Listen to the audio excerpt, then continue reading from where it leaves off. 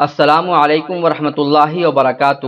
محترم ناظرین، پیارے بھائیوں اور دوستوں، آج کی اس ویڈیو میں آپ عرفہ کے میدان کی زیارت کریں گے اور جبل رحمت یعنی رحمت کے پہاڑ کون سا ہے اور یہاں پر کیا واقعہ پیش آیا تھا، یہ پہاڑ اتنی برکت اور رحمت والی کیوں ہے، نبی پاک صلی اللہ علیہ وسلم نے کیا خطبہ دیا تھا اور تمام امت کے لیے کیا خوشخبری سنائی تھی، یہ سب جاننے سے پہلے آپ ہمارے چینل کو سبسکرائب کر لیں تاکہ ویڈیو بر وقت آپ کو ملتی رہے۔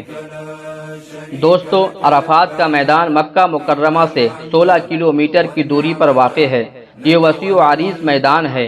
آج سے کئی سال پہلے یہاں درختوں کا کوئی نام و نشان نہیں تھا، بالکل چٹیل میدان تھا، لیکن اب ایسا نہیں ہے۔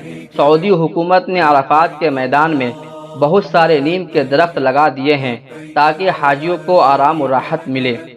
9 ذی الحجہ کو حجاج کرام اس میدان میں وقوف کرتے ہیں، اس کے بغیر حج نامکمل ہے۔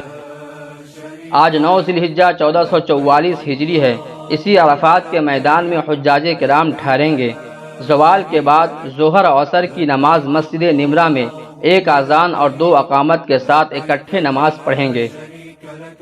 مسجد نمرہ عرفات کے میدان میں ایک وسیع و عریض مسجد ہے۔ یہاں نبی پاک صلی اللہ علیہ وسلم نے حج کے موقع پر خطبہ دیا تھا اور ظہر و عصر کی نماز ایک ساتھ ادا کی تھی۔ یہ مسجد پورے سال میں عرفہ کے دن ہی کھلتی ہے۔ میدان عرفات کی فضیلت بہت ساری آئی ہے۔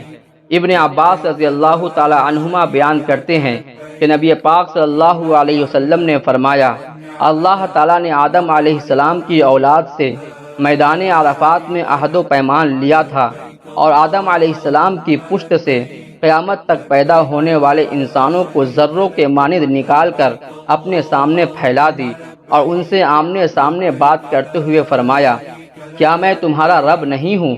سب نے جواب دیا، کیوں نہیں، ہم سب گواہ ہیں، تاکہ تم لوگ قیامت کے دن یہ نہ کہنا کہ اس سے بے خبر تھے۔ یعنی دنیا کے تمام انسانوں سے اللہ تعالیٰ نے اپنے رب ہونے کا وعدہ لے لیا ہے۔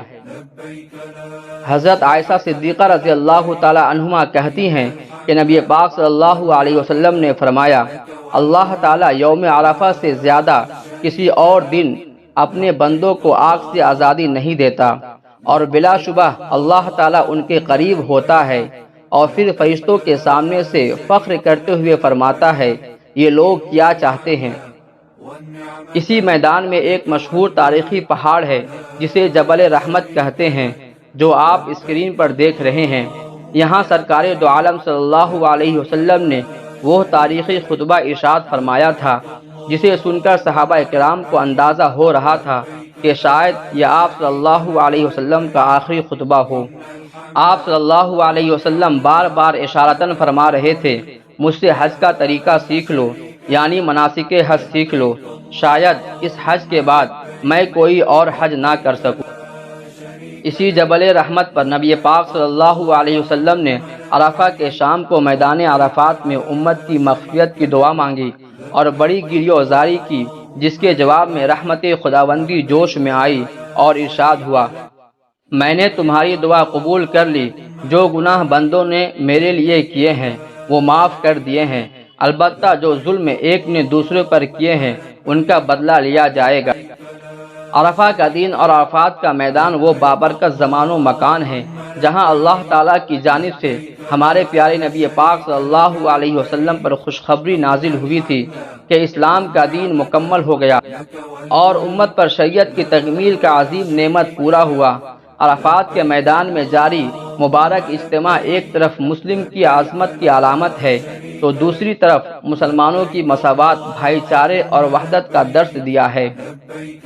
تو دوستو، یہ عرفات کے میدان تھے جس کو آپ نے دیکھا اور سمجھا اور اس کی تاریخ کو جانا، نبی پاک صلی اللہ علیہ وسلم نے اس عرفہ کے میدان کے بارے میں کیا فرمایا، ساری چیزوں کو آپ نے سنا۔